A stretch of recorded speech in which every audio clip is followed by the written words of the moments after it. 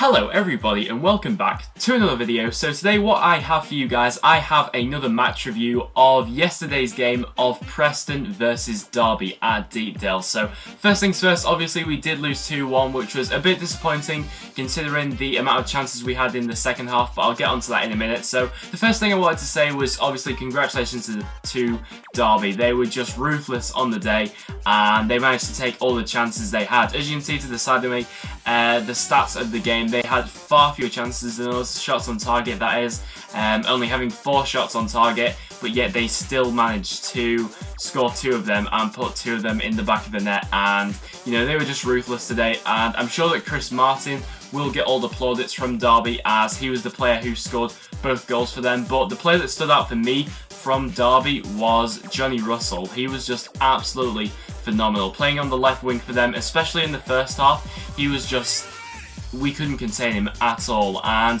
the reason for that was he picked his place to play very well, as he was sort of hanging it in the space behind Vermeil and in front of Tom Clark, and for that reason he was very hard to pick up, as Vermeil, he seems a bit lazy to me. I don't know if any other Preston fans have noticed that, but going back he seems a bit lazy. He seems to make darting runs going forward, but then if he loses the ball, he seems to just sort of trundle along back, you know, jogging backwards. So Clark wasn't really getting the support he needed in this match, as Johnny Russell, he's just a, you know, he's a very pacey player, and compared to Tom Clark, he was just absolutely blitzing him. So Clark was left very exposed in the first half, which meant that Russell kept running in behind, and that meant that they kept creating chances in the first half. So in the first half, we were way below par, and that was for a couple of reasons. One thing was our starting lineup. I questioned from right from the start. You know, we didn't start any of the new men, being Owen Doyle or Stevie May, which I was really disappointed with. Instead, we decided to stick with Will Keane and Joe Garner up front, which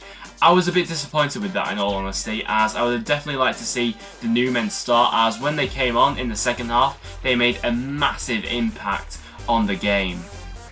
So another thing I wanted to talk about was that I, in my opinion, think that we did massively miss Paul Gallagher in midfield today, and the reason for that is, especially in the first half, like I said, there was just no creativity, and probably in the second half as well, there was just no creativity other than Daniel Johnson, who managed to craft 1 or 2 things for himself and obviously grab a goal at the end. There was just nothing in there, and Kilkenny wasn't doing it for me today. In my opinion, he had a very poor game. He would just go sideways or backwards, and on set pieces, he was pretty dreadful, if I'm honest, on set pieces, and that's why, in my opinion, we do need Gallagher in the squad.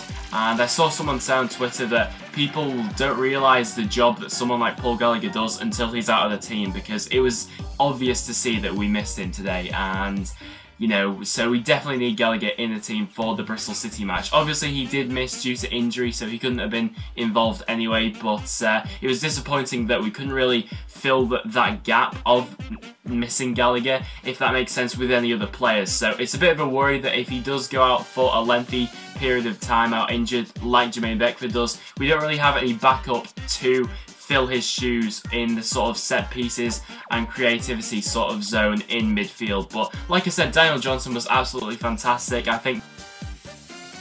And then towards the end of the match, Chris Baird and Joe Garner actually clashed heads, which was very unfortunate to see, and Baird came off the worst and he had to be stretchered off. So obviously everyone at Preston has wished him well, and obviously no one likes to see that on the football pitch. So of course, everyone wants to see him back doing well. But in terms of the game coming up against Bristol now on Tuesday, I think that from this Derby match, we've really just got to take the positives of that second half performance where we really did take the game to Derby, and I'm sure 1 or 2 times they perhaps were questioning whether they could actually hold on to that lead. You know, May had a chance, Doyle had a chance, and Garner hit the post.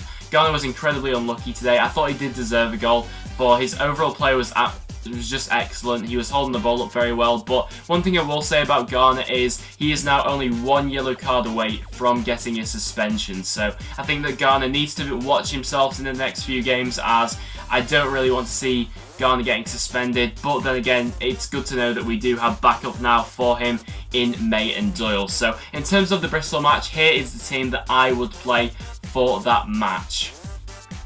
So the team I played for that match, guys, I would go for a 4-3-3 formation. The reason for that being it worked very well in the second half against Derby. So I would go for Pickford in net for obvious reasons, a back four of Clark, Wright, Huntington and Cunningham. I thought Cunningham, especially out of that back four, played very well against Derby, and I'd say him and Daniel Johnson were probably the only players that really had much of an impact on the game. But Cunningham I was very impressed with. He had a very solid game against Derby. But I'd keep Tom Clark in the team even though he didn't play that well against Derby, because I don't see Bristol City exposing him with a player such as, you know, they don't have any players like Johnny Russell to expose Tom Clark, is what I'm saying. So I'd definitely keep the same back four. Then into the midfield three, I'd have John Walsh playing as the defensive midfielder, and then in front of him I'd have Daniel Johnson and Alan Brown. I'd love to see Alan Brown in the squad once more. I'm a massive fan of Alan Brown, and I'm not really sure why he's, you know, I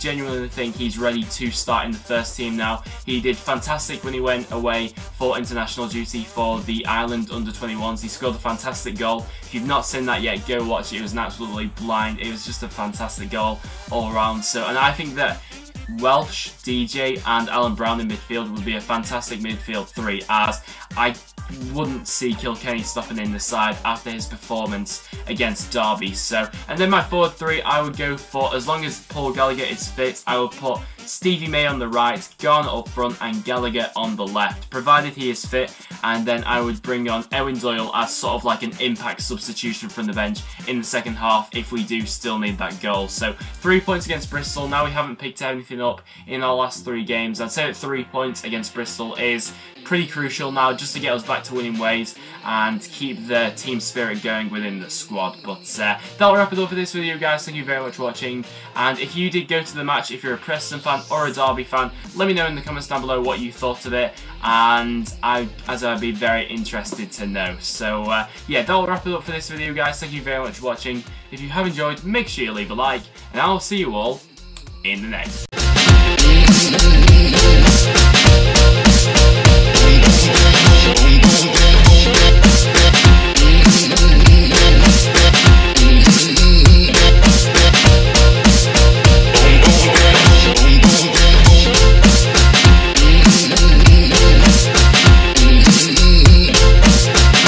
Here comes the music. Boom, boom, boom, boom.